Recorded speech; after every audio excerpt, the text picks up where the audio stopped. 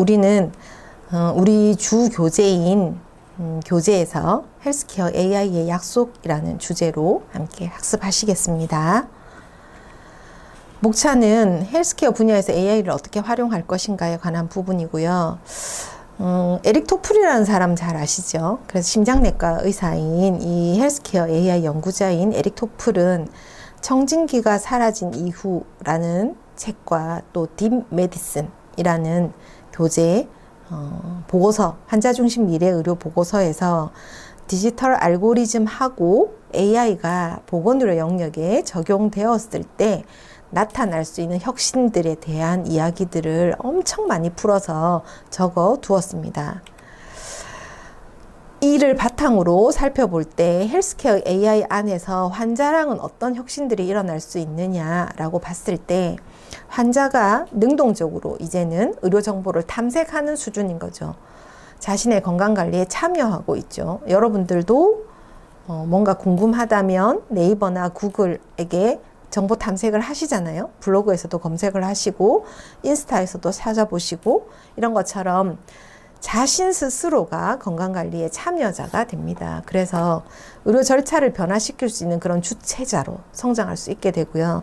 또 무엇보다 병이나 영상에서 AI가 엄청 많은 효과를 보고 있잖아요. 그래서 정확도를 가지고 있기 때문에 이런 진단의 정확성 자체를 높여줄 수가 있어요. 사람 눈으로는 보이지 않지만 이것을 딥러닝한 아주 미세한 변화들을 찾아내는 정확도가 높기 때문에 진단의 정확성이 좋아집니다. 그리고 유전체적인 특성이라든지 생활습관이라든지 이런 것들을 잘 분석해서 개개인한테 맞는 맞춤 의료들을 우리가 구현할 수 있게 됩니다. 또 의무 기록을 어디서든지 이제는 우리가 확인할 수가 있게 되는데 지금은 사실 병원에 가야만 나의 진료 기록이나 이런 것들을 볼 수가 있잖아요. 그런데 미국은 환자 기록이 클라우드 서비스에 저장되어져 있어요. 그래서 본인인 것만 증명할 수 있다면 내가 어느 병원에서 어떤 기록들을 남겼는지에 대해서 확인해 볼 수가 있게 되고요. 또 병원에서도 약국에서도 이 환자가 어느 병원에서 어떤 처방들을 받았는지를 한꺼번에 다 조회해 볼 수가 있게 되는 거죠. 그래서 의무기록의 접근성이 예전보다 훨씬 더 많이 좋아졌다. 그리고 서로 기관 간의 정보를 원활하게 전송 가능해진 시스템이 되었다라는 겁니다. 코로나19로 아주 혁신이 이루어진 것은 결국 원격으로 환자를 모니터링하고 비대면 진료를 활성화하는 이런 방안입니다.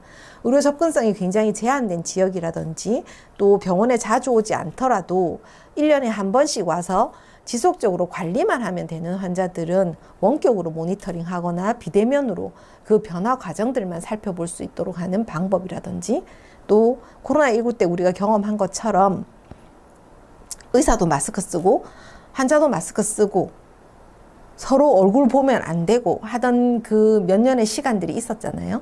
그것처럼 비대면으로만 진료 볼 수밖에 없는 이런 전염병과 관련된 문제들이 있을 때 우리는 헬스케어 AI를 적용할 수 있게 됩니다. 의료 체계도 굉장히 많이 변했습니다. 그래서 AI를 아까 아산병원에 지난 주차에 보신 것처럼 아산병원에서 여러 이제 물품을 관리하는 거라든지 이송하는 거라든지 이런 것들에 대해서 행정 업무들을 자동화시킬 수 있게 되고 또 우리가 우리 13층 꼭대기층에서 지하 2층에 있는 약국까지 막 달려가야 되는 그런 의료진들의 부담감을 줄여줘서 로봇이 층층마다 있어서 청소도 하고 물건도 배달해주고 이런 일들을 한다면 업무가 부담이 좀 많이 줄어들게 되겠죠. 그리고 그 업무 부담이 줄어든 만큼 나는 환자 옆에서 조금 더 일할 수 있는 그런 인력들을 배치할 수 있게 되면서 의료의 품질은 점점점 올라갈 수 있습니다. 이와 관련돼서 불필요한 의료 비용들을 많이 떨어뜨리면서 전체적으로 의료 비용이 감소되는, 그래서 병원을 운영할 때, 경영할 때 병원 경영 비용이 훨씬 더 줄어들 수 있는 그런 효과를 나타내게 되고, 환자도 비대면이나 원격 진료를 하게 되면서 이동해야 되는 교통비의 문제라든지, 또 내가 택시를 타야 된다든지, 또 누군가의 동행 매니저가 필요하다든지 이런 부분들이 없어질 수 있잖아요. 비대면으로 할 수 있다면. 그런 전체적인 의료 비용들이 감소하게 되었습니다. 헬스케어는 이런 약속을 했습니다. 헬스케어 AI는 환자 중심으로 결과를 만들어내겠습니다. 라고 했어요. 의료 서비스 전반에 환자가 참여하면서 그들의 만족도가 올라갈 것입니다. 라고 이야기를 했습니다. 그리고 보건의료의 접근성이 확대될 겁니다. 그래서 의료 취약 지역에서 서비스를 개선하고 24시간 동안 의료 상담도 해주고 모니터링 해주기 때문에 사람들이 의료 정보에 접근하는 것이 좋아지고 의료 서비스에서 형평성이 좋아질 겁니다. 라고 얘기를 했습니다. 그래서 개인 맞춤형의 건강관리를 할 수 있고 예방적 건강관리를 할 수 있을 겁니다. 라는 약속들을 해주었습니다. 그런데 문제는 이 편향이라고 하는 바이아스가 생겨납니다. 편향은 데이터가 한쪽으로 싹 쏠려가지고 나타나는 것을 편향이라고 하거든요. 근데 특정 집단의 데이터가 불균형하게 수집이 되어서 결과도 이상하게 나오는 거예요. 흑인들만 대상으로 조사를 해서 한국인 중에서도 전라도 사람, 경상도 사람 각각으로만 수집해서 분석한다면 거기에 치우친 것이 대한민국 전체를 해석한다 이렇게 보기는 어렵잖아요. 그래서 불균형하게 수집되어서 분석 결과가 엉뚱하게 나타나는, 편향되어서 나타나는 이런 것이 결국은 AI도 판단에 영향을 받게 된다는 거고, 공정한 서비스를 하려면 데이터 편향의 문제가 없어져야 되겠죠. 그래서 이 편향은 알고리즘 공정성에서 아주 중요한 핵심 상황이 됩니다. 그래서 편향된 데이터를 갖고 있다면 의료 불평등을 더 심화시킬 거란 말이죠. 그래서 이 편향을 없애는 것, 바이아스를 없애는 것이 가장 중요한 핵심 과제입니다. 데이터 편향은 현재 수집된 데이터 자체가 상당한 편향을 가지고 있죠. 그래서 위암 환자들이 엄청 등록을 많이 해요. 유방암 환자들이 굉장히 등록을 많이 합니다. 어떤 일들에 대해서. 그러면 유방암이나 위암 같은 경우는 생존율이 굉장히 높아요. 근데 췌장암이나 이런 것 사람들은 등록을 하지 못할 만큼 심한 통증을 경험하기 때문에 등록이나 이런 데이터들을 입력하는 것이 굉장히 약합니다. 그러면 특정 집단에서 데이터가 같은 암 환자라고 하더라도 암의 종류에 따라서 데이터가 굉장히 불균형하게 수집될 가능성을 가지고 있죠. 이렇게 되다 보면 우리는 편향된 데이터를 갖게 되고 이것이 공정성을 해치게 됩니다.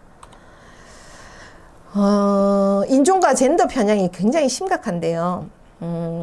로리의 연구에서는 인종과 젠더의 편향을 확인할 수 있었고, 그란펜시의 연구에서도 차별적인 치료 패턴을 학습하더라 하는 거예요. 그래서 특정 인종, 여성 이런 데에 대해서 데이터가 부족하기 때문에 진단에 오류가 굉장히 많이 생긴다는 거죠. 그래서 여러분들이 많이들 하시는 AI 면접이라고 하는 게 있잖아요. 노동부에서도 고용노동부에서 제공하고 우리 지금 진료 취업센터에도 AI 면접을 여러분들이 프리로 할 수 있는 그런 이제 시스템들을 갖추고 있는데, 이런 것들이, 이런 도구들이 개발자도 남자고 그 안에 들어있는 학습된 내용도 남성 중심의 내용이 워낙 많다 보니까 질문이나 이런 것들이 남성 위주의 질문들이 되게 많고, 여성들이 답변했을 때 점수대가 확 떨어지는 이런 오류들이 굉장히 많이 발생을 하거든요. 근데 이게 저희 학교에 있는 그 시스템의 문제가 아니라 전반적으로 지금 데이터의 바이어스는 남성 중심으로 데이터가 만들어져 있다. 그리고 인종이라서 흑인이나 또 아시아인들에 대한 내용은 극히 적게 반영되어져 있고, 미국 중심의 백인 남성들 중심으로 데이터가 만들어져 있다라는 거죠. 그러다 보니 나타나는 데이터가 내가 생각했던 또는 내가 예상하는 그런 내용이 아닌 다른 내용으로 우리가 결과값을 얻어낼 수도 있단 말이죠. 이해되시죠? 질병 간의 편향도 있습니다. 그래서 질병 중에서도 흔한 질병에 대해서 데이터 집중 현상이 있어요. 그러니까 흔하니까 자꾸 물어보니까 그게 흔한 질병이 되는 거예요. 지금 옆에 요 그림은 우리 키드니거든요. 콩팥, 소변을 걸러내는 콩팥에 대한 건데, 이 콩팥이 왜 데이터가 많느냐. 인공투석하는 사람, 혈액투석, 인공신장실 들어보신 적 있으시죠? 그래서 인공신장실에서 투석하는 환자들이 너무 많은 거예요. 우리나라도 굉장히 많지만 미국은 정말 많거든요. 이런 흔한 질병에 대해서 데이터들이 굉장히 많이 집중되어서 우리의 알고리즘을 타고 들어온단 말이죠. 그러면 이 진단의 정확도에 미치는 영향이 굉장히 상당하겠죠. 그리고 이것 때문에 상업적인 가치가 높은 그런 연구들만 막 하는 거예요. 근데 희귀 질환도 막 누군가는 연구해주고 해야 되는데 그런 일을 하지 못하는 거죠. 알고리즘이 그래서 이런 데이터가 편향돼서 들어오고 안에 프로그램을 짤 때 개발자의 편견이 들어갈 수 있습니다. 개발자가 남성이고 자신의 경험이 어느 정도 있느냐, 또 자신이 어떤 가치관을 가지고 있느냐에 따라서 이 알고리즘이 다양하게 편성이 될 수가 없고 하나로만 일관적으로 편향돼서 나타날 수도 있겠죠. 근데 이 개발자가 여러 명 모여있는 개발팀이라 하더라도 이 사람들도 그 다양성이 굉장히 부족하기 때문에 특정한 관점만 나타낼 수도 있습니다. 그리고 중요한 요소들이 실제로는 다 빠져버릴 수도 있어요. 사회 경제적인 요인이나 환경적인 요인들의 복합적인 건강 결정 요인들을 우리가 놓칠 수 있게 된단 말이죠. 우리 박사생의 논문 중에 우리나라에서 심혈관계 질환, 특히 고혈압 이런 걸로 고생하시는 사람들이 건강을 결정하는 요인의 가장 핵심적인 것은 성별이었습니다. 남자냐 여자냐. 남자는 집에 가정이 있는 경우에 보살펴주는 아내가 있는 경우에 질병 관리를 굉장히 잘할 수가 있어요. 근데 여성인 경우는 배우자인 남편이 있느냐 없느냐는 하나도 중요하지 않았어요. 경제적인 부분이었습니다. 근데 이러한 요소들을 우리가 개발자도 편견을 가지고 데이터도 편견을 가지고 있는 데이터들이 들어와서 같이 알고리즘을 만들게 되면 이런 사회적인 요인이나 환경적인 요인들과 같은 이런 부분들이 다 누락돼 버리는 거죠. 데이터로 측정되지 않는 수많은 요소들이 다 누락될 수도 있단 말이죠. 그렇게 되면 좋은 프로그램이 안 되겠죠. 좋은 헬스케어 AI가 안 될 거 아닙니까? 그래서 너무 지나치게 과적합해지는, 그래서 아주 특정 패턴에만 정말 올인해서 만들어지는 그런 AI 모델을 만들 수도 있고요. 근데 얘네들이 만들어졌을 때 사실 사람들한테 적용하려고 할 때 임상은 날마다 변화가 발생하잖아요. 환자 상태도 시시각각으로 변화되고 이런 것들을 우리가 딱딱 끼워 맞춰가지고 검증하지 못합니다. 그래서 실제 의료 현장에서 복잡성을 만들어내지 못하기 때문에 아주 평가받고 검증받기가 굉장히 어려워지는 상황입니다. 게다가 오정보와 역정보인데 오정보는 틀린 정보예요. 내용 중에 틀린 게 있습니다. 역정보는 의도적으로 이득을 취하거나 타인에게 영향을 미칠 목적으로 조작한 정보를 역정보라고 하거든요. 근데 이 두 개 다 나쁜 거예요. 사회적으로 혼란을 초래합니다. 헬스케어 분야에서는 당연히 위험하죠. 오정보는 틀린 정보를 주면 더 문제가 되겠죠. 역정보는 내가 이득을 얻으려고 역으로 정보를 흘리게 되면서 또 영향을 받는 누군가가 생긴단 말이죠. 그래서 직접적으로 건강에 위해를 일으키기 때문에 문제가 됩니다. 근데 이런 것들이 오정보나 역정보가 정보의 출처가 명확하지 않아요. 검증하는 데에 어려움을 겪기 때문에 일파만파 SNS를 통해서 막 퍼져나가게 되는 거죠. 생성형 AI 여러분들이 써보신 적 있으시죠? 여러분들도 플렉시빌리티나 리튼이나 또 구글에 있는 챗GPT 이런 애들을 써보신 적 있으시잖아요. 그런 이런 생성형 AI가 오정보나 역정보를 계속 만들어내고 있어요. 텍스트, 음성, 이미지 아주 다양한 형태로 만들어내는데 그럴듯한 의료 정보를 만들어내요. 그러다 보니까 의료 정보를 소비하는 우리는 굉장히, 소비자인 우리는 굉장히 혼란이 많이 생기는 거죠. 이거 아닌 것 같지만 왜 AI는 이렇게 다 말을 하지? AI가 맞나? 이런 이제 고민들 속에서 사실은 의료 정보가 신뢰성이 떨어지게 되는 거죠. 그래서 의사랑 면담할 때, 또 간호사랑 면담할 때 환자들이 네이버에 검색해보면 그렇게 안 나오던데요? 구글에 물어보면 그렇지 않던데요? 이런 질문들을 굉장히 많이 해요, 답변들을. 그거는 의사나 간호사처럼 인간 의료 전문인을 신뢰하지 않는다는 거잖아요. 생성형 AI가.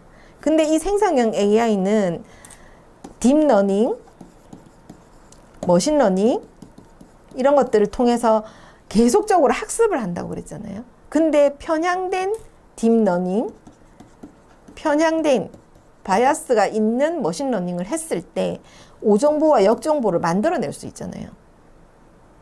근데 그것들이 계속 일파만파 SNS를 통해서 퍼져나가게 된다면 우리는 건강하지 않은 그런 정보들을 가질 수밖에 없는 거죠.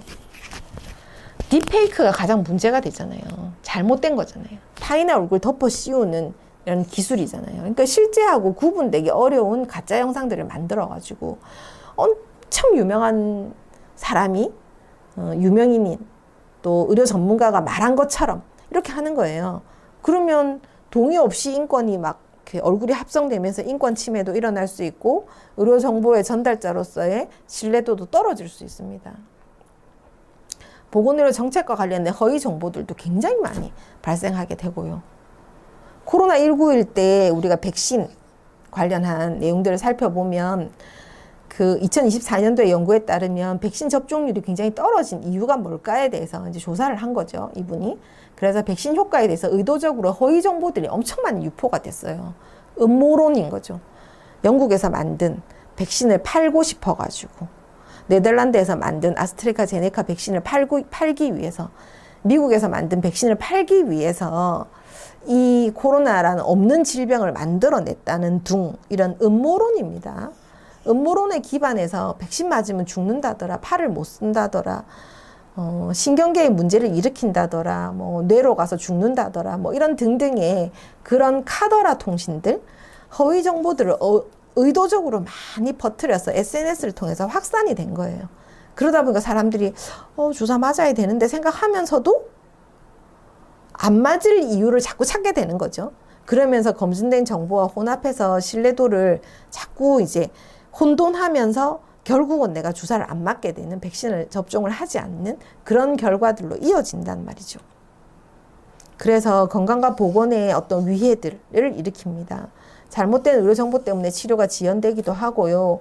공중보건 정책이 안 되는 거예요. 예방접종을 올해 말까지 9월까지 다 맞아야 되는데 그걸 하지 못하는 경우도 생겨나는 거고, 약은 사놓고 버리게 되는, 자원을 낭비하는 그런 경우들도 굉장히 많이 우리는 코로나19를 통해서 많이 경험하였습니다. 이 AI는 역정보를 어떻게 확산시킬까요? 많이 만들어냈어요. 텍스트든 이미지든 이런 거 막 만들어내면 사람들이 퍼나르기를 되게 많이 하죠. 그래서 SNS에서 텍스트를 그대로 긁어서 전달한다든지 이미지를 전달해 준다든지 이런 것들을 하다 보면 확산이 됩니다.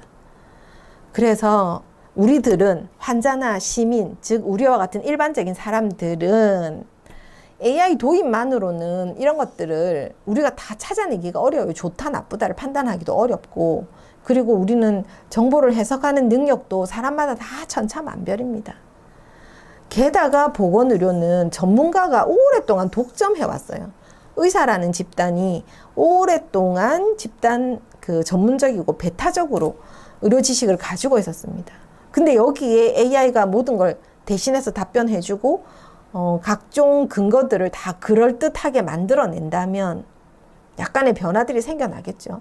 그리고 환자하고 의료진 사이에도 문제가 생깁니다. 의사를 신뢰하지 않는 문제, AI를 더 많이 신뢰하고 의료진을 신뢰하지 않게 되면서 AI를 더 신뢰하니까 의료진 말은 말같이 안 들리겠죠. 그런 문제들이 생기기도 하고.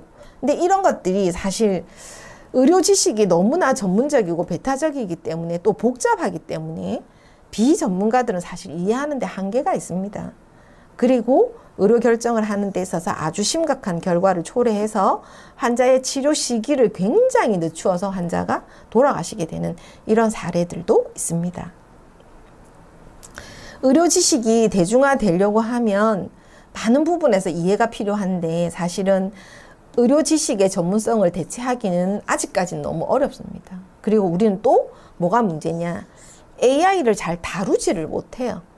우리가 AI를 많이 안다고는 하지만 또 실생활에서 쓰고 있기도 하지만 사실은 그 안에 들어있는 알고리즘을 다 이해하기가 어렵거든요. 그래서 의학 용어 같은 이런 전문성의 개념들도 이해하기 어렵고, 이런 의료 정보가 날마다 치료법이 항상 새로워지잖아요. 병원은 교재에서 나오는 질병만 있는 건 아니거든요. 새로운 질병들도 굉장히 많이 나오기 때문에 이런 의료 정보의 빠른 변화, 이런 것들에 대해서 빨리빨리 따라가기가 너무 어려운 상황인 거죠. 그래서 대중화하는 데까지는 여러 개의 한계가 있습니다. 그리고 또 하나가 환자 책임 전가의 위험성인데, 환자 보고 판단하래요. 그렇게 AI를 많이 공부하시고 하면 환자분이 결정해서 가지고 오세요, 이렇게 해요.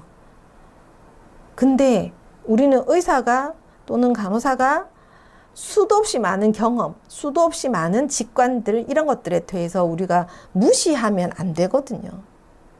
그 사람들의 실물로 본 경험이나 직관, 이런 것들은 굉장히 높은 가치가 있습니다. 근데 그런 것들을 무시하고 AI만 우리가 선호한다? 이건 아니라는 거죠.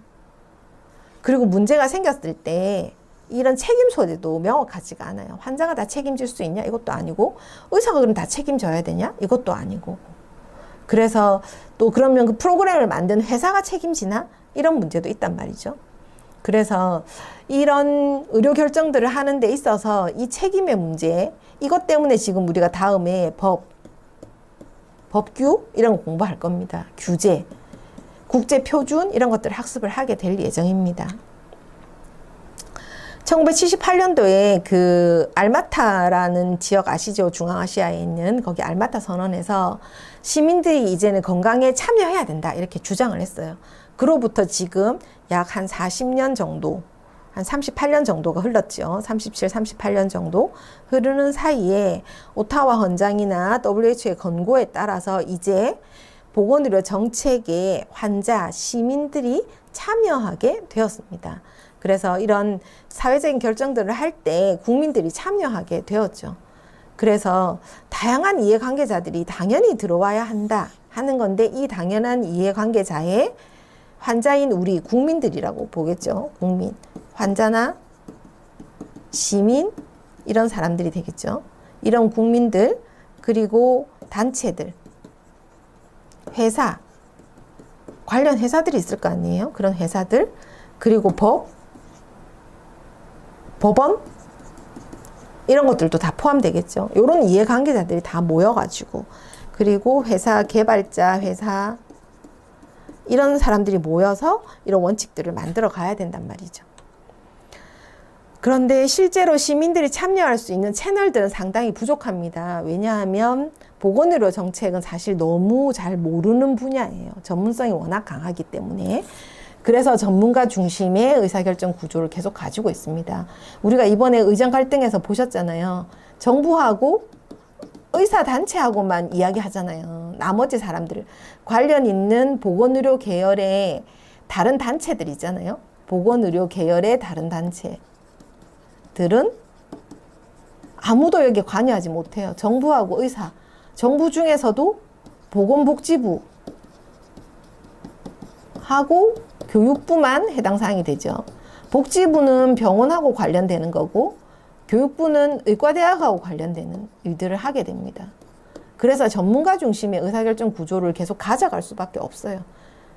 그런데 이것들이 이제는 점점점 그 벽들이 무너지면서 조금씩은 부서지고 있는 상황입니다.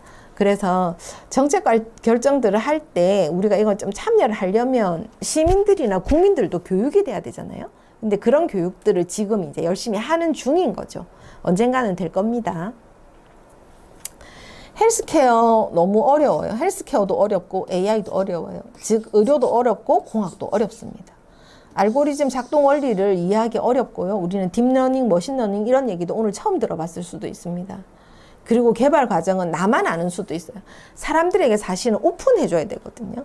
요즘에 이제 MS에서 그 코딩을 전부 다 코딩 자료를 다 오픈해줘가지고 누구나 쉽게 그 프로그램 같은 거 설계할 수 있도록 만들어주는 그런 제도를 취하고 있긴 하지만 그래도 여전히 아직은 폐쇄성입니다. 전문 용어도 너무 어렵고요. 또 상업적인 이해관계 때문에 우리가 아는 것만 부지런히 돈을 많이 쓸 수 있는 그런 질병에 대해서만 열심히 공부하고 개발되고 이럴 수 있어요. 그리고 비밀을 지켜주는 이런 것들이 공공을 위하고 보건의료 정책 때문에 비밀이 오픈되는, 나의 기밀이 유출되는 그런 경우들도 생겨나고 있는 거죠. 게다가 AI 기술을 통해서 정보의 접근 가능성은 굉장히 높아졌고, 또 취약계층 접근성을 우선적으로 고려할 필요가 있고, 사회적인 맥락 안에서 반드시 윤리적인 고려는 이루어져야 됩니다. 한국이라는 사회와 미국이라는 사회는 바라보는 관점이 달라요. 생명을 바라보는 관점이.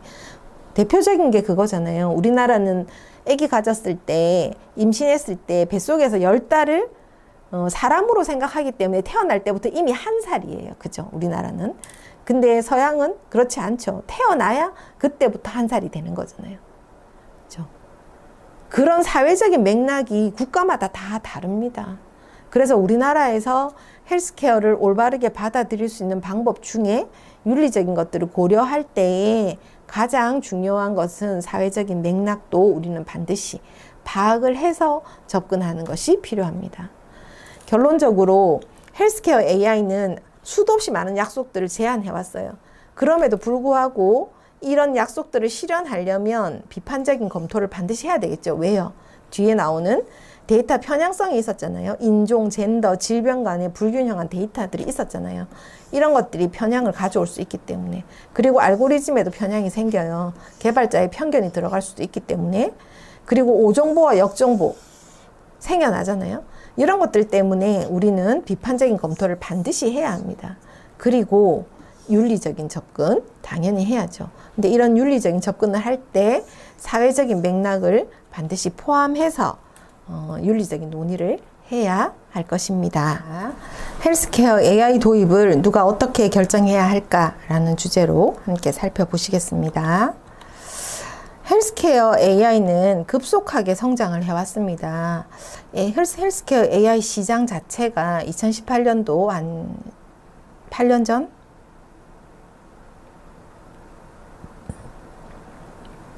7년 전? 이럴 때는 1,420억 달러밖에 안 됐어요. 그런데 2020년에 불과 3년 만에 연평균 20.4%까지 성장했습니다. 굉장히 빠르게 성장하고 있는 거죠. 의료 영상은 날마다 그 딥러닝을 하면서 점점점 미세한 변화까지 챙겨서 질병을 진단할 수 있게 되었고, 또 약물 개발하는 속도도 한 15년 이렇게 걸리던 것들이 지금 획기적으로 줄어가지고 뭐 짧은 것은 6개월 이내에도 약물을 개발할 수 있는 정도가 되었습니다. 개인 맞춤형의 치료 등으로 다양한 분야에서 AI 기술이 접목이 되면서 의료의 패러다임은 변하고 있습니다.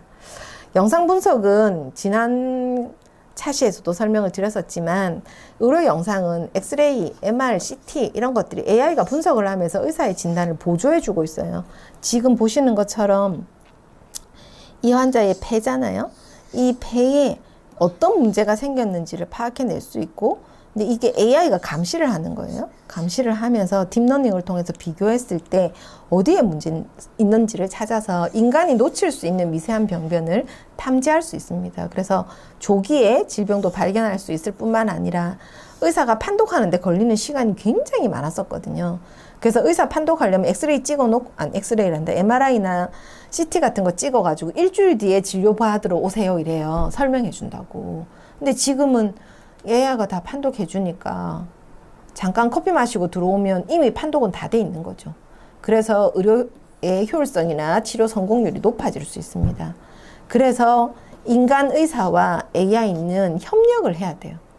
AI가 어머 선생님 이거 이상해요, 의심되는데요 라고 표시해 주면 의사는 이것을 검토를 해야 됩니다. 진단 오류도 떨어지고 감소시키고 정확하고 신속하게 진단할 수 있게 됩니다. 사람은 필요 없느냐가 아니라 이 AI가 보조, 의심 이런 거 해주면 인간이 그 AI가 의심하고 보조해 주는 거를 받아서 정확하게 판단해야 되는 거겠죠. 이 환자 뭐야? 어떤 치료 방법 써야지? 이런 것들을 결정해야 되는 거죠.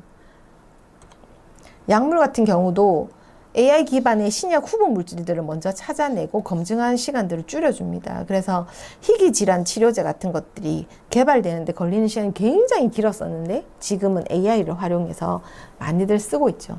JLK라고 하는 주식회사가 있는데 유전자 기반의 약물 부작용 예측 AI 플랫폼을 만들었어요.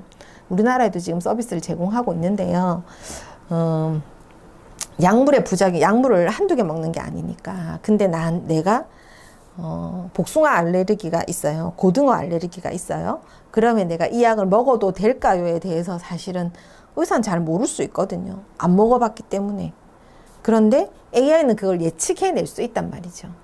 약물 중에 어떠한 성분이 복숭아에 있는 털하고 결합하여서 나에게 부작용을 일으킬 수 있을 것이다 라고 예측해 줄 수 있는 거죠.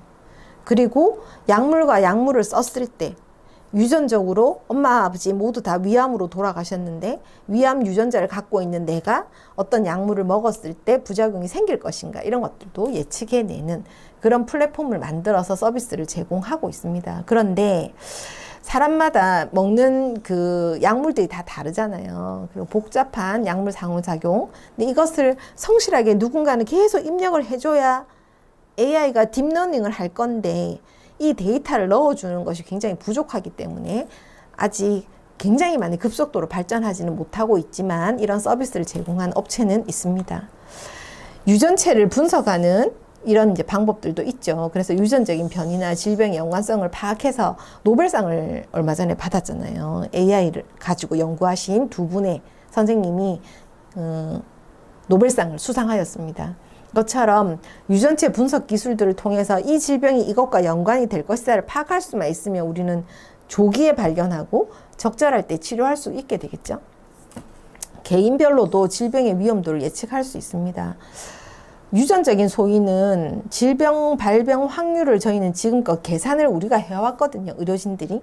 그런데 유전적 소인이 있다면 그래서 그 안젤리나 졸리가 유방암 유전 소인이 있는 거예요. 그래서 반대편 유방을 검진받은 유방 말고 반대편 유방까지도 그래서 유방 절제술을 시행한 적이 있어가지고 이게 화제가 된 적이 있습니다. 생활습관 데이터와 결합한 예측 그리고 조기 진단 할 수 있는 맞춤형 모니터링도 할 수 있게 되고 치료 효과도 모니터링 할 수 있게 됩니다. 문제는 민감한 유전 정보를 보호하는 문제인데 이게 이제 카드사에 신용 정보가 다 유출됐다든지 이런 경우처럼 우리의 데이터들이 전부 다 유출이 되었을 때 이것들이 이제 우리가 보상받거나 또 피해를 입었거나 이런 문제들에 대해서 어떻게 보호받을 수 있는지에 대해서는 아직 논의 중이라는 사실입니다. 3D 바이오 프린팅이라고 들어보신 적 있으시죠? 3D 프린팅. 여기에서 피부 재생 솔루션이라고 하는 걸 만들었어요. 그래서 연골이나 신장이나 피부암, 화상 이런 데다가 피부를 덮어주는 거죠. 화상 입어가지고 얼굴이 엉망이거나 목이 엉망이거나 이런 사람들 있잖아요. 그런 사람들한테 피부를 재생시키는 그 스캔 이미지 활용해가지고 이런 3D 프린팅 기술을 활용해서 적용 분야를 점점점 확대시키고 있는 중입니다. 그래서 당뇨가 있을 때 대체로 발이 제일 많이 썼거든요.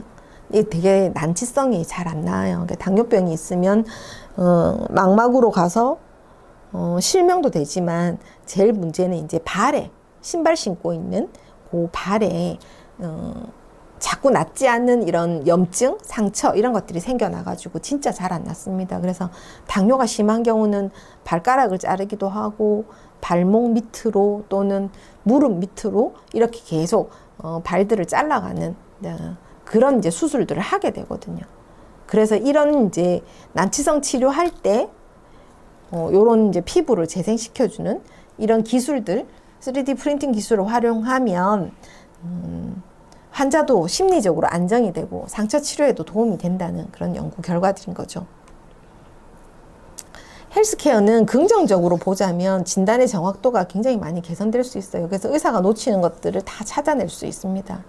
의료의 접근성도 좋아지죠. 그래서 지리적인 제약이 없이 이런 원격 진료 같은 것들을 통해서 소외 지역에 있는 사람들이 전문의를 직접 만날 수가 있게 되잖아요. 온라인이긴 하지만. 그리고 행정 업무도 자동화되죠. 진단 시간도 줄어들죠. 그리고 조기 진단 때문에 치료 비용도 줄겠죠. 조기에 진단하면 생활 습관 교정만으로도 고칠 수 있으니까. 그리고 환자의 경험도 많이 좋아지게 되겠죠. 그래서 환자 맞춤형의 건강관리 서비스를 제공할 수 있습니다. 그럼에도 불구하고 윤리적인 문제가 있습니다. 좋은 이점도 너무 많지만 위험한 것도 되게 많은 거죠. 왜? 의료잖아요. 보건의료는 생명하고 직결이 됩니다. 그래서 생명하고 직결되는 의사결정에서 자동화만 걸어두면 문제가 생깁니다. 알고리즘이 환자의 생명에 직접적으로 영향을 줄 수도 있어요. 책임 소재도 명확하지 않죠. AI가 잘못했는지, 의사가 잘못했는지, 누가 잘못했는지 모르겠는 거예요. 뒤쪽에서 우리가 저희 한 6장, 7장쯤 가면 그 안에 내용, 안에 사례가 뭐가 있냐 하면 방사선 치료기가 있어요.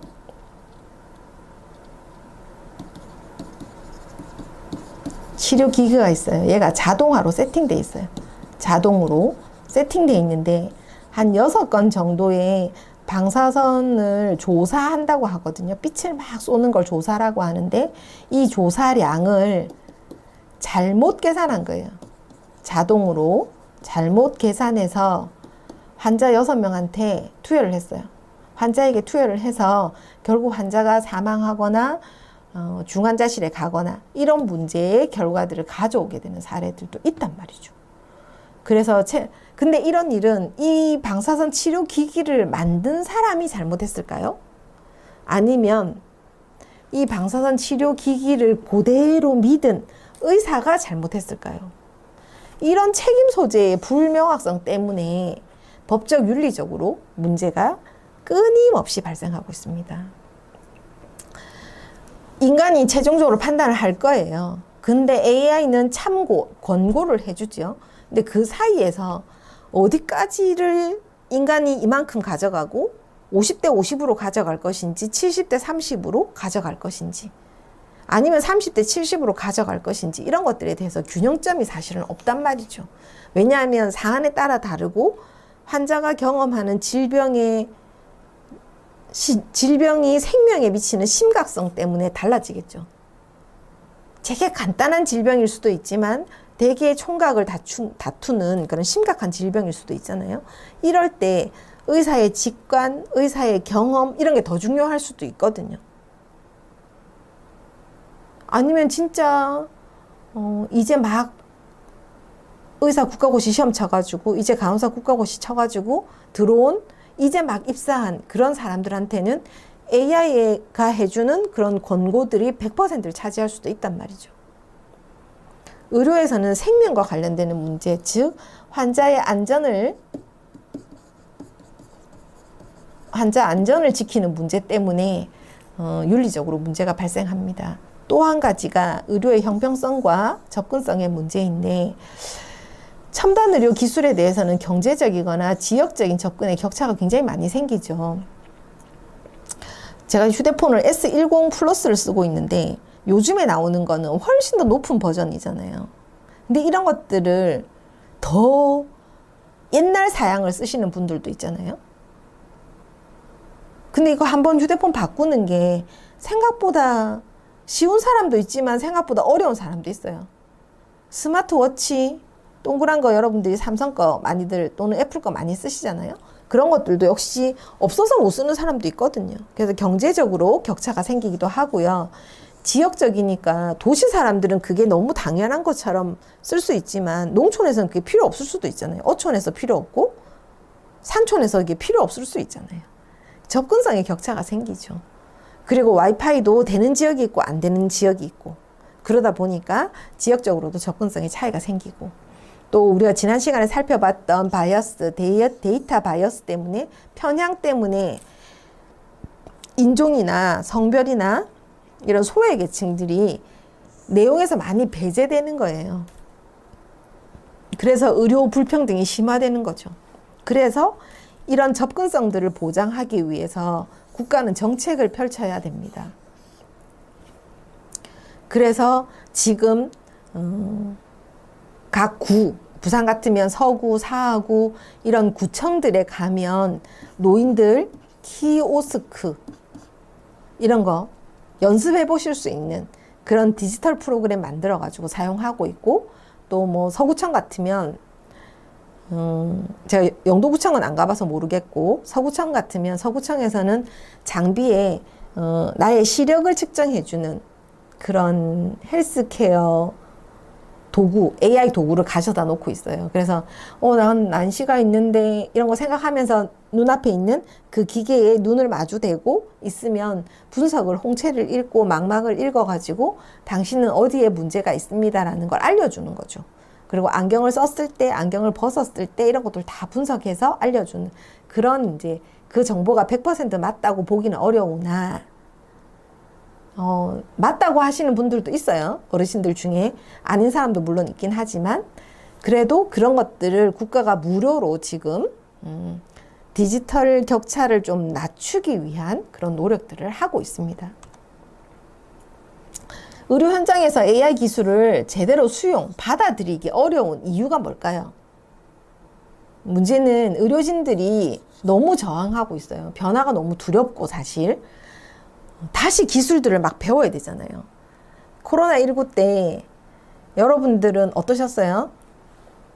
저희 교수님들은 이런 원격으로 학습하는 걸 안 해봐가지고 줌을 사용한다든지 구글 미트를 사용한다든지 팀즈를 사용한다든지 이런 거 해본 적이 없거든요. 근데 얘네들을 우리는 받아들여야 된단 말이죠. 근데 변화가 되는 게 싫어요. 그리고 일단 저항하고 봅니다. 기계가 뭘 알아? 내가 더 잘 알지. 이렇게 생각하는 저항들이 생겨납니다. 또 하나는 환자들이 기계 못 믿어. 사람이 더 좋지. 이렇게 하기도 해요. 에이, 그래도 비대면으로 진료 보는 게 낫지 않아? 이렇게 생각하시는 분들도 있지만, 대부분의 경우는 사람을 만나서 대화하고 단 5분을 보더라도 의사를 만나겠다고 생각하고 진료 보러 오시잖아요.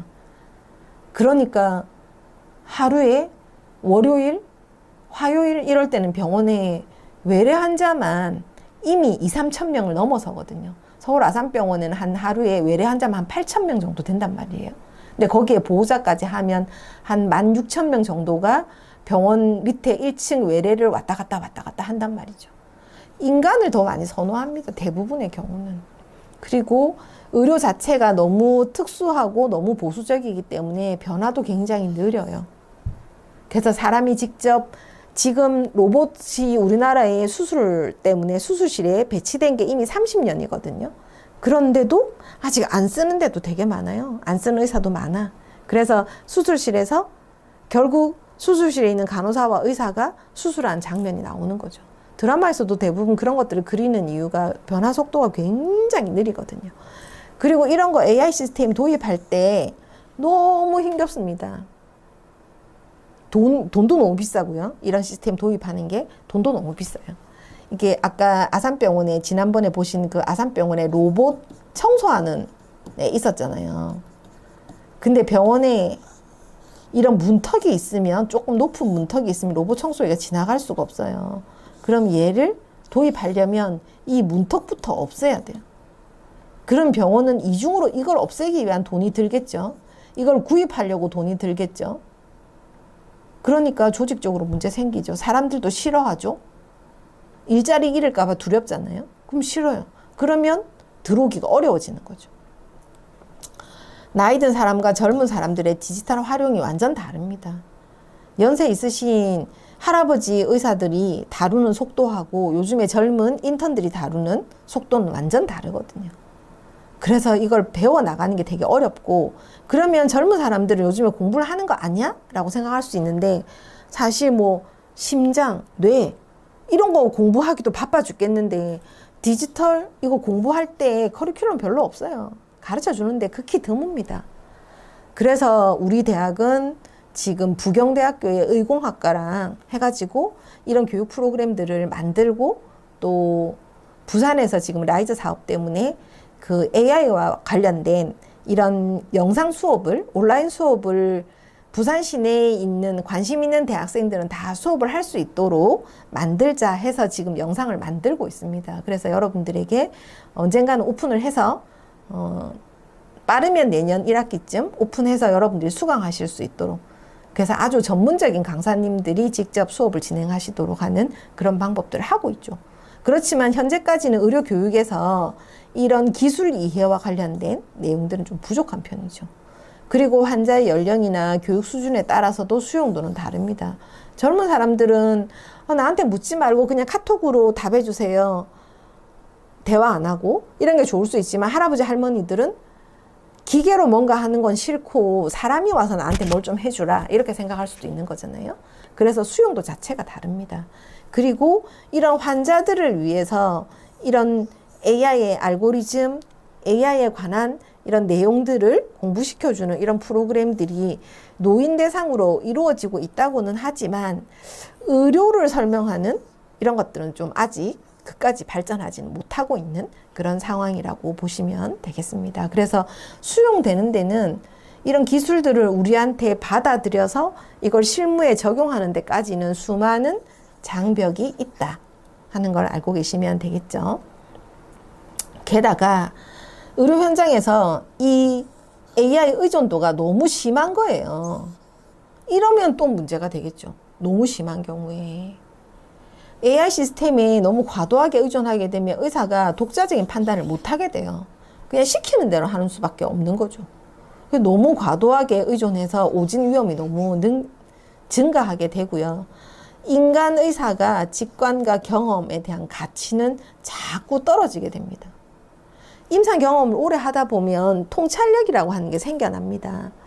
저도 제가 병원에서 한 약 11년 정도 근무를 했었는데, 병원에서 근무하는 동안에 임상에서 경험하면서 나오는 수많은 살아있는 생생한 정보들이 있거든요. 근데 그런 것들이 AI에 다 담기지를 않아요. 그런 가치들을 우리가 무시될 수도 있고, 환자와 공감하는 능력이나 이런 게 안 될 수 있어요. 컴퓨터하고만 이야기하니까. 그죠? 그래서 환자를 위로해주고, 환자를 격려해주고, 환자랑 공감해주고 하는 이런 부분들이 다 떨어질 수 있는 거죠. 그래서 데이터로만으로는 우리가 측정하기 어려운 그런 고유한 가치들, 이런 것들을 계속 우리는 평가절하할 수 있습니다. 그래서 이렇게 과도하게 의존하는 게 과연 옳은 일인가? 이런 생각들을 해볼 필요가 있는 거죠. 게다가 법적인 문제가 있습니다. 아까 말씀드린 것처럼 방사선 기계, 그거 테닛 25라고 부르는 그 방사선 기계가 문제를 일으켰는데, 이 의료기기를 누군가는 인증을 해줬겠죠. 승인해줬겠죠. 근데 이게 사실은 너무 어려워요. 승인받고 승인하는 것이 너무 어렵습니다. 그래서 알고리즘이 이게 승인받을 때는 아주 간단하게 해가지고 승인을 받았는데, 그 이후에 진짜 제품으로 출시될 때 알고리즘 바꿔가지고 출시해버리면 규제에 사각지대가 생기게 되겠죠. 처음에 받을 때부터 제대로 된 걸 받아야 되는데, 승인부터 먼저 받아놓고 그 안에 다음에 내용을 바꿔버리면 사각지대는 반드시 생긴다. 그리고 디지털 헬스케어와 관련된 규제 샌드박스라고 그 규제만 딱 모아놓은 이런 그 박스 형태로 모아놓은 게 있거든요. 근데 그게 어느 상자에 담겨있다 이런 건 아니고요. 규제들을 면밀하게 검토하기 위해서 이렇게 모아놓은 게 있습니다. 근데 그게 규제가 너무 과하면 아무도 개발하려고 안 하겠죠. 그래서 규제를 어느 선까지 할 것이냐이고, 이 AI 의료기기는 국가별로 다 다른 기준을 가지고 있어요. 국제 표준이 있습니다. EU는 EU대로, 미국은 미국대로, 대한민국은 대한민국대로, 중국은 중국대로, 일본은 일본대로 인증 기준이 다 있어요. 근데 얘네가 국가 표준은 맞는데 국제 표준을 따르지를 못하고 있습니다. 그렇게 하는 순간에 기업은 다 망하게 된다고 생각을 하는 거죠. 그래서 이 국제 표준과 국내 표준, 국가의 표준가에 괴리가 생겨 있기 때문에 과정도 굉장히 복잡하고, 그래서 규제의 문제에 걸려 있고요. 또 하나가 이제 법적 책임인데 의료 시스템이 오진이나 부작용을 유발했을 때 그럼 누가 책임질 것이냐인데 개발한 사람이 책임져야지. 그 사람이 잘못 알고리즘을 설계했으니까. 그럼 처음부터 그러면 의료기관이 도입을 안 했으면 우리 병원에 그 물건이 안 들어왔으면 그 기계가 안 들어왔으면 AI가 이렇게 치료합시다라고 결정했을 때 방사선 조사를 몇 야드까지 합시다라고 결정했을 때 제안해줬을 때 그걸 그래 네 말이 맞아 라고 클릭해준 그 의사가 책임질 거야? 하는 문제들에서 그럼 약간 퍼센테이지 조금 나눠가지고 개발자가 10%, 의료기관 10%, 의료진 80% 이렇게 해야 되는 거 아니야? 이렇게 생각하는 것도 사람마다 다 다른 거죠. 그래서 불명확합니다. 누가 책임져야 하는지에 대해서. 헬스케어 AI의 주요 관계자는 의료기관, 병원이죠. 일단 병원장 이런 사람들이고 의사나 간호사들도 중심이 될 거고 제일 문제는 환자 소비자죠. 환자 소비자가 이거 도입해가지고 너무 좋아. 그 병원에 갔더니 로봇이 청소도 해주고 로봇이 나를 검사실까지 데려다주고 이런 거 막 하지. 너무 좋아. 이러면 사야겠죠. 그런데 의사나 환자나 소비자들이 내가 이거 너무 좋아. 비대면 진료해보니까 너무 좋아요. 그 병원에 갔더니 로봇이 나를 데리고 다니면서 안내해줘요. 이런 거 너무 좋아요. 이런 피드백들이 계속 업데이트가 돼야 되는데 잘 안 되고 있습니다. 환자 경험 평가라고 하는 걸 하는데 잘 안 되고 있어요. 의사나 간호사는 사실 아까 말씀드렸잖아요. 변화를 잘 하기 싫어한다고. 내 일자리가 없어질 수도 있기 때문에 받아들이는 것 자체를 굉장히 늦게 합니다. 의료기관은 내가 이만큼 몇 억 주고 샀는데 그만큼의 효과를 못 본다 이러면 안 사겠죠? 안 사겠죠? 게다가 보험사입니다. 보험사와 정부의 규제기관. 정부의 규제기관 아까 말씀드린 것처럼 규제 프레임이 없어요. 있긴 있지만 국가표준과 국제표준이 다르기 때문에 문제가 되죠. 또 보험사와 지불자 사이에서는 로봇으로 수술한 거는 인정 안 해준다. 이런 것도 있거든요. 그런 보험사도 있어요. 외래에서 수술방에 안 들어가고 입원도 안 하고 외래에서 잠깐 수술한 거는 수술한 걸로 인정하지 않는다. 이런 것처럼 보험 적용의 기준 범위를 결정하는 이 보험사가 또 헬스케어 AI에 굉장히 민감합니다. 그래서 주요 이해관계자에 속해 있습니다. 이해관계자는 총 5개입니다. 이런 걸 도입하기 위해서 어떤 걸 생각할까요? 어떤 단계가 문제가 되지? 각 단계별로 의사결정의 주체와 권한을 명확하게 해서 체계적으로 접근해야 되겠죠. 그래서 우리가 헬스케어 AI를 도입하고자 하는 정의, 목적, 그리고 기회 이런 것들을 분석해 볼 필요가 있어요. 그리고 이 프로그램 자체를, 솔루션들을 살펴볼 필요가 있겠죠. 이게 사실 제일 어려운 겁니다. 이 솔루션을 어떤 A라는 의사와 B라는 의사, C라는 의사가 탐색한다고 할 때 A라는 의사가 집중적으로 보는 분야와 B라는 의사, C라는 의사가 각각 다르단 말이에요. 이랬을 때 탐색하는 방법도 다르고 평가하는 방법, 내용도 다르겠죠. 그래서 파일럿 테스트를 해가지고 검증하는 단계. 우리 병원에 맞게끔 만들어야 되는 거죠. 미국의 IBM사에서 들어오는 내용이나 구글 닥터, 구글 헬스에서 만들어지는 여러 프로그램들이 있잖아요. 이거 우리나라에 그대로 적용하기 어렵습니다. 그대로 적용 안 됩니다. 특히 서울 아니고 부산, 지방, 지역 이런 데에 있는 병원들은 이거 그대로 가져다가 써서는 곤란해집니다. 왜냐하면 안 맞으니까. 그래서 파일럿 테스트도 해보고 검증 단계를 지나서 전면적으로 도입하고 한 개 병동에서 써보다가 그 다음에 병동으로 점점점 확대시켜 나가는 그런 방법들을 쓰는 거죠. 그래서 이건 단계이기 때문에 문제를 정의하고 솔루션을 탐색하고 파일럿 테스트를 통해서 도입하고 확장하는 단계까지 나아간다. 이렇게 보시면 되겠습니다. 이런 것들을 받아들일 때 우리는 진짜 임상적으로 필요한가 한번 생각해 봐야 돼요. 이거 없이도 우리는 진료도 잘 보고 잘 해나갈 수 있어 라고 한다면 굳이 이거를 지금 사야 해? 라는 생각을 하게 되겠죠. 휴대폰의 성능이 날마다 해가 갈수록 또는 6개월 단위로 3개월 단위로 좋아지고 있잖아요. 그렇다면 최대한 늦게 도입하는 게 맞지 않아? 이렇게 생각할 수도 있잖아요. 기술적으로. 그래서 기술적으로 실현 가능성들을 살펴볼 필요가 있고 경제적으로 내가 이걸 도입했을 때 얻을 수 있는 수익이 어느 정도인지 이런 것들도 분석해 봐야 되고, 우리가 중요하게 생각하는 것은 윤리적인 리스크입니다. 윤리적인 리스크, 법적 리스크, 이런 것들을 반드시 면밀하게 살펴보고 도입을 해야 합니다. 이해관계자인 우리한테 물어봐 주면 좋겠죠. 그 의사가 주도해가지고 병원장을 구슬려서 사기도 할 수 있겠죠. 아니면 환자 대표들 오라고 해서 많은 질문들을 하고 있는 환자들 중에 일부를 선별해서 참여하라고 해서 사용자 경험에 따라서 도입할 수도 있을 것이고, 의료진, 환자, 그리고 윤리, 법, 공학, 이런 분야에 다양한 사람들이 들어와서 어떤 위원회를 만들고 통합적으로 의사결정하는 방법들도 있습니다. 여기서 이제 우리 의료 전문가, 헬스케어 AI니까 의료 전문가들은 진료 경험, 또 임상 업무 이런 것들을 분석해 봤을 때 정말로 도입해야 된다면 우리의 요구사항은 이겁니다. 이거를 해준다면 우리가 생각해 보겠습니다 하는 요구사항이 있어야 되겠죠. 그리고 임상검증 과정에 반드시 참여해야 돼요. 의사가 아니거나 간호사가 아니거나 의료 전문가가 아닌 사람이 이 프로그램을 돌리는 일은 없어야 되겠죠. 그래서 진단의 정확성이나 신뢰성을 살펴볼 필요가 있습니다. IBM사에서 만든 왓슨이라고 하는 그 진단 도구가 있어요. 얘가 닥터 왓슨인데, 이 왓슨이라는 도구가 우리나라의 대형 병원들이 조금 일부 들어와 있는데요. 이 왓슨이 내리는 진단의 93%가 정확합니다. 7%는 정확하지 않다는 건 평균적으로 93% 정확합니다.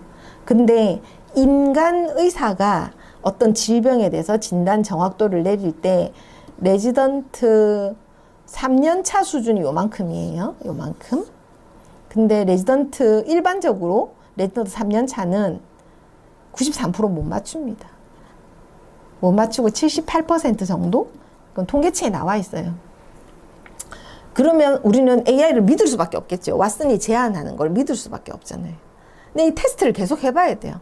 올해 해보고 내년에 도입되는 새로운 기술이 탑재된 그것도 테스트 해보고, 자꾸 테스트를 해봐서 정확도와 신뢰도를 검증해 볼 필요가 있죠. 왜요? 환자를 안전하게 지키려고. 환자의 안정성을 평가하기 위해서 우리는 임상 과정에 참여해야 합니다. 거기다가 이런 솔루션들을 우리가 직접 써보면서 이렇게 바꾸면 더 좋을 것 같아요. 이런 피드백을 계속 주는 게 필요한 거죠. 피드백을 계속 줘서 조금씩 더 좋은 프로그램으로 업그레이드 시켜야 되죠. 그럼 이걸 잘 하려면 우리는 뭐 해야 돼요? AI가 나타내는 결과들을 잘 해석할 수 있어야 돼요. 그리고 이 알고리즘이 갖고 있는 어떤 한계가, 아까 바이어스와 같은 편견이 생긴다 했잖아요. 편향이 생긴다고 한 거를 인정해야 돼요. 지금까지 학습된 거는 3년 전의 데이터로 바이어스가 있는 그런 데이터를 가지고 학습했기 때문에 지금 나한테 설명해주는 AI의 설명은 3년 전에 편향을 가진 데이터의 결과다, 이렇게 봐야 되겠죠. 그리고 이런 도구들을 사용할 때 환자에게 지속적으로 설명해줘야 돼. 이런 도구들이 처음 쓰는 도구라면 설명해줘야 되고, 또 이런 프로세스가 들어왔을 때 지속적으로 내가 계속 연습하면서 적응하는 능력들을 길러야 됩니다. 그럼 소비자, 환자들은 뭐 해야 됩니까? 내가 선호하는 걸 계속 말해야 돼요. 그래서 자꾸 선호도 조사 같은데 내 의견을 자꾸 말해야 되고, 소통을 강화해야 되고, 접근성이나 사용 편의성을 고려해 줘야 됩니다. 그래서 우리의 만족도, 사용자 만족도 조사 시스템에다가 이렇게 했더니 더 만족스러워요. 이런 건 부작용이었어요. 어떤 거는 문제점이에요. 이런 것들을 자꾸 말해서 의견 수렴될 수 있도록 만드는 게 필요합니다. 이거를 모아서 사실은 회사가 제품을 만들게 됩니다. 개인정보를 투명하게 관리를 해야 돼요. 그래서 내가 내용 중에 개인정보 동의서에 사인하세요 이렇게 막 하잖아요. 근데 그 동의를 여러분들이 내용을 꼼꼼하게 읽어보시고 동의에 체크하셔야 된다는 거예요.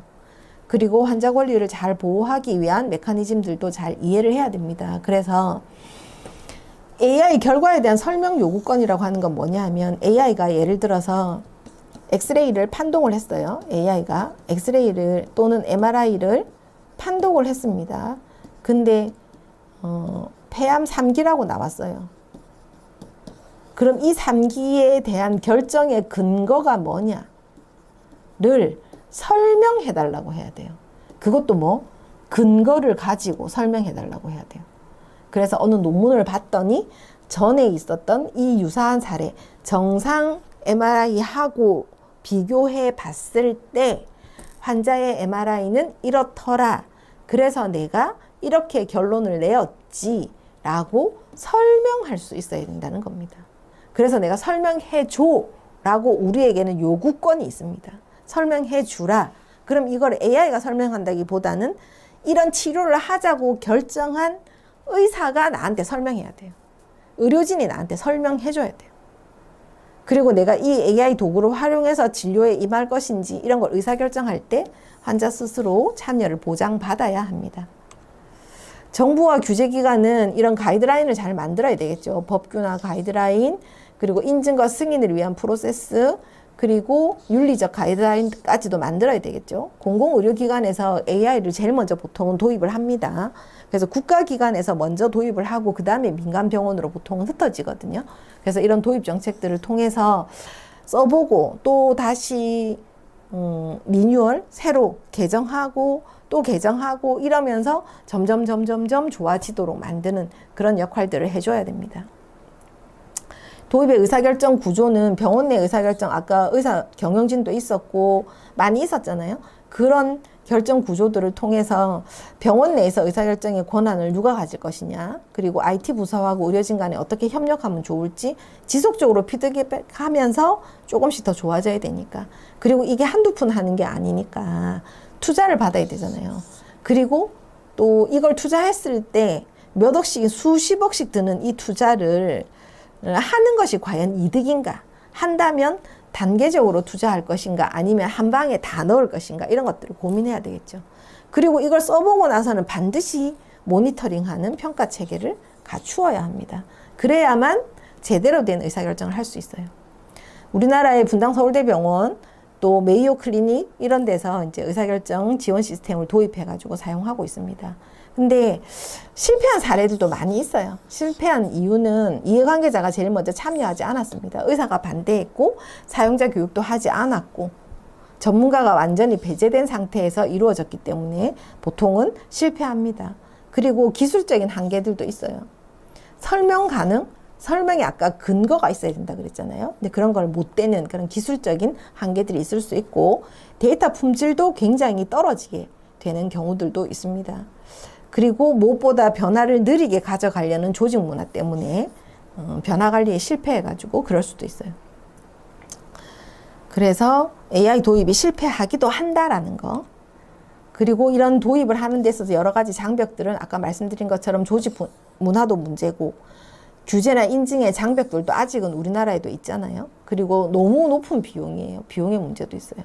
무엇보다 데이터의 품질이 아직은 인간을 따라가지 못한다. 이렇게 봐야 되겠죠. 그래서 이런 것들을 극복하기 위해서는 데이터 거버넌스 체계를 만들어야 되고 규제에 대응하는 전략을 만들어야 되고 이해관계자의 참여를 강화시키면서 단계적으로 투자하는 이런 방법들을 우리가 생각해 볼 필요가 있습니다. 1, 2년 또 3, 4년 장기적으로 지속적으로 이렇게 나눠서 우리가 어떻게 도입할 것인가 해서 이렇게 순차적으로 가면 되겠죠. 헬스케어 AI는 의료의 질과 접근성을 높이는 아주 좋은 도구입니다. 그렇지만 환자 중심으로, 환자의 안전을 지키는 중심으로 실현할 수 있는 도구입니다. 그리고 이런 도입은 혁신의 과정이에요. 그래서 의료기관, 의료 전문가, 환자, 정부 이런 모든 주체들이 적극적으로 참여를 해야 합니다. 그래서 임상적인 가치에서부터 윤리적인 고려 사항까지 균형 있게 평가해서 우리 병원에 우리 기관에 또 나에게 맞게끔 적용할 수 있어야 하겠습니다.